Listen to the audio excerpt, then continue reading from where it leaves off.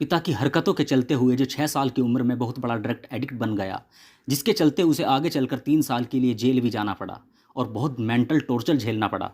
Drug की आदतों के चलते जिसकी मैरिज लाइफ डिस्ट्रॉय हो गई और आगे चलकर बना हॉलीवुड ही नहीं पूरी दुनिया का सबसे बड़ा सुपरस्टार। कैसे, चलो जानते हैं। नमस्कार दोस्तों, आज हम बात करने जा रहे हैं एक ऐसे व्यक्ति के बारे में जो पूरी दुनिया में मशहूर है। शायद ही कोई ऐसा हो जो उनके बारे में ना जानता हो। जी हाँ, हम बात कर रहे हैं हॉलीवुड के सुपरस्टार रॉबर्ट डाउनी जूनियर के बारे में। वैसे लोग इन्हें आयरन मैन और टोनी स्टार के नाम से भी जानते हैं। इस वीडियो में हम जानेंगे कि रॉबर्ट ने अपनी लाइफ में किन डिफिकल्टीज को फेस किया और कैसे वे इतने बड़े एक्टर बने। तो बने रहिए हमारे साथ इस वीडियो में। रॉबर्ट डाउनी जूनियर का जन्म 4 अप्रैल 1965 को यूएस के न्यूयॉर्क सिटी में हुआ था। इनके पिता रॉबर्ट डाउनी सीनियर एक एक्टर, प्रोड्यूसर, डायरेक्टर और एक स्क्रीन प्ले राइटर थे, बट एक फिल्मी बैकग्राउंड से बिलोंग करते थे। रॉबर्ट ने फर्स्ट टाइम अपने डैड की एक मूवी पॉन्ड में काम किया था। उस समय इनकी उम्र 5 साल थी। इससे क्लियर होता है कि एक्टिंग में इनका इंटरेस्ट बचपन से ही रहा है। लेकिन कुछ टाइम बाद इनकी लाइफ ने एक नया मोड़ ले लिया। केवल 6 साल की एज में इनके पिता ने इन्हें पहली बार मैरिजुआना नामक ड्रग दिया। उन्हें लगता था कि यह उनके डैड का उनके प्रति प्यार जताने का एक तरीका है। तो finally by the age of 8 Robert had become addict to marijuana drug. कुछ समय के बाद रॉबर्ट के माता पिता का डिवोर्स हो गया और उनके पिता उन्हें अपने साथ कैलिफोर्निया ले गए। 16 साल की एज में रॉबर्ट ने पढ़ाई छोड़ दी और उसके बाद रॉबर्ट वापस न्यूयॉर्क अपनी मां के पास आ गए और यहां से रॉबर्ट फिल्मी दुनिया में एंटर करते हैं। 1987 में इन्हें एक मूवी में ड्रग एडिक्ट पर्सन का रोल मिला जो इनकी रियल लाइफ से मेल खाता था। इस मूवी का नाम था लेस देन जीरो। रॉबर्ट अपने एक इंटरव्यू में बताते हैं कि ये उनके लिए कितना डिफिकल्ट रोल था। इस मूवी के बाद रॉबर्ट और ज्यादा ड्रग एडिक्ट हो गए थे। साल 1992 में रॉबर्ट डाउनी जूनियर की एक मूवी आई चैपलिन, जो कि चार्ली चैपलिन पर बेस्ड थी। इसमें रॉबर्ट का लीड रोल था। ये मूवी रॉबर्ट की फर्स्ट ऑस्कर नॉमिनेटेड मूवी थी। ये मूवी लोगों को भी खूब पसंद आई। रॉबर्ट बताते हैं कि चार्ली चैपलिन का रोल रॉबर्ट के लिए काफी चैलेंजिंग रोल था। रॉबर्ट डाउनी जूनियर को एक तरफ पब्लिक उनके काम के लिए पसंद भी करती थी, तो दूसरी तरफ उनके ड्रग एडिक्शन के कारण उनके हेटर्स भी बहुत थे। अप्रैल 1996 में ज्यादा नशे की हालत में गाड़ी चलाने के कारण पुलिस ने रॉबर्ट को अरेस्ट कर लिया, लेकिन ये सेलिब्रिटी होने के कारण अगले दिन ही छूट गए। लेकिन इन्होंने नशा करना बंद नहीं किया। After some times Robert Downey junior को हीरोइन, कोकीन जैसे ड्रग्स और एक unloaded 357 calibre magnum gun weapon रखने के आरोप में अरेस्ट किया गया, जिसके चलते उन्हें 3 साल की प्रोबेशन दी गई। इसके अकॉर्डिंग उन्हें जरूरी ड्रग टेस्टिंग से गुजरना पड़ा। आफ्टर 1 ईयर 1997 में उन्होंने कोर्ट द्वारा ऑर्डर ड्रग टेस्ट छोड़ दिया और लॉस एंजल्स काउंटी जेल में लगभग 4 महीने बिताए। देखते ही देखते 2 साल बीत गए। नया की जेल में उन्हें बुरे हालातों का सामना करना पड़ा।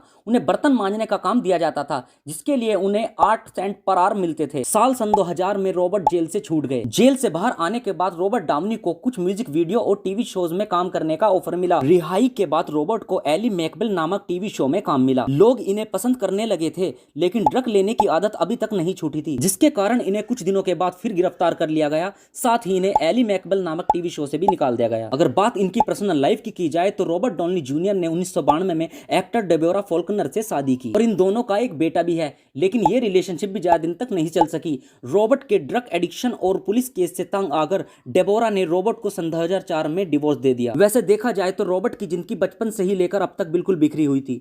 साल सन 2004 में इनकी मुलाकात सुसैन लेविन से हुई। दोनों में नजदीकियां बढ़ी और साल सन 2005 में रॉबर्ट ने सुसैन को अपनी लाइफ पार्टनर बना लिया। साल सन 2005 में रॉबर्ट की एक मूवी भी रिलीज हुई, किस किस बैंग बैंग। यह एक कॉमेडी मूवी है जिसे लोगों ने खूब पसंद किया। शादी के बाद रॉबर्ट की नशे की आदत धीरे धीरे छूट गई, जिसका सारा क्रेडिट इनकी वाइफ सुसैन लेविन को जाता है। कहा जाता है कि सुसैन ने रॉबर्ट के सामने एक शर्त रखी, ड्रग या सुसैन में से किसी एक को चुनना था, और देखते ही देखते रॉबर्ट की नशे की आदत हमेशा के लिए छूट गई। रॉबर्ट अपने इंटरव्यू में बताते हैं कि इतना भी मुश्किल नहीं है। कुछ समय के बाद इन्होंने अपने काम में फोकस और कंसिस्टेंसी के लिए योगा, मेडिटेशन, विंग चुन सीखना शुरू किया, जिसके चलते इनके नेचर और पर्सनैलिटी में चेंज आया और ये एक बेहतर इंसान बनने लगे। इनकी इस लाइफ ट्रांसफॉर्मेशन में इनकी वाइफ सुसैन का बहुत बड़ा योगदान है। अब तक आपने इस वीडियो में देखा कि रॉबर्ट डाउनी ने कैसे अपने ड्रग एडिक्शन को छोड़ा और कैसे उन्होंने जेल में सर्वाइव किया, लेकिन अब हम बात करने जा रहे हैं एक ऐसे टर्निंग पॉइंट के बारे में जिसने रॉबर्ट को हॉलीवुड में ही नहीं बल्कि पूरी दुनिया में एक नई पहचान दी। जी हां दोस्तों, हम बात कर रहे हैं सन 2007 की, जब रॉबर्ट को आयरन मैन का क्रिएटर रोल ऑफर किया गया। आयरन मैन के डायरेक्टर ने पहले इस रोल के लिए किसी बड़े एक्टर जैसे टॉम क्रूज, ह्यूग जैक और निकोलस कैग को चुना था। टॉम क्रूज इस फिल्म को लेकर काफी नर्वस थे और वे खुद इस फिल्म को प्रोड्यूस करना चाहते थे, लेकिन रॉबर्ट डाउनी जूनियर का स्क्रीन टेस्ट देखने के बाद फाइनली इन्हीं को आयरन मैन का रोल मिला। यह मूवी रॉबर्ट के कैरियर की सबसे सक्सेसफुल मूवी थी।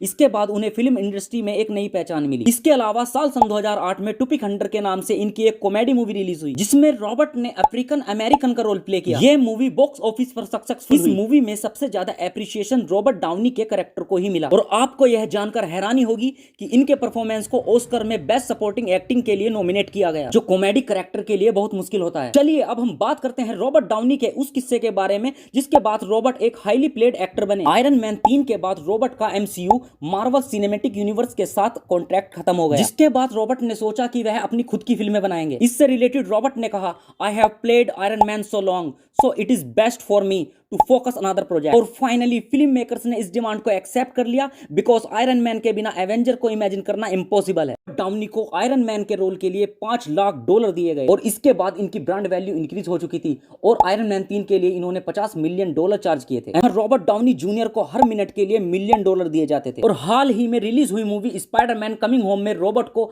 10 मिनट के रोल के लिए 10 से 15 लाख रुपए दिए गए। आगे हम वीडियो में रॉबर्ट की लाइफ के कुछ अजीब पहलुओं के बारे में जानेंगे, जिसमें 2 पहलू आमिर खान की लगान और सलमान खान की दबंग मूवी से रिलेटेड हैं। तो आइए दोस्तों जानते हैं। रॉबर्ट डाउनी जूनियर अपने एक इंटरव्यू में आमिर खान के बारे में बताते हैं कि उन्होंने लगान मूवी देखी तो आमिर खान की एक्टिंग से बहुत इंप्रेस हुए। इसके अलावा आपको यह जानकर हैरानी होगी कि रॉबर्ट की मूवी शेरलॉक होम्स के एक फाइट सीन को सलमान खान की मूवी दबंग से कॉपी किया गया है। चलिए दोस्तों अब रॉबर्ट डाउनी की लाइफ की सबसे अजीब और सबसे शर्मनाक घटना के बारे में बात करते हैं। साल सन 2008 में रॉबर्ट ने आयरन मैन के प्रमोशन के दौरान जापान का दौरा किया, लेकिन एयरपोर्ट पर उतरते ही रॉबर्ट को अरेस्ट कर लिया गया क्योंकि उन्होंने अपने वीजा में क्रिमिनल रिकॉर्ड को मेंशन नहीं किया था। यह रॉबर्ट के लिए एक ह्यूमिलेटिंग एक्सपीरियंस था, जहां 6 घंटे की कड़ी पूछताछ करने के बाद जापान गवर्नमेंट ने रॉबर्ट को ऑफिशियल जापान आने से बैन कर दिया। तो दोस्तों इस वीडियो में हमने जाना रॉबर्ट डाउनी जूनियर के चाइल्डहुड स्ट्रगल और उनकी लाइफ से जुड़े कुछ अनसुने फैक्ट्स के बारे में। तो दोस्तों मिलते हैं अगली वीडियो में, तब तक के लिए गुड बाय।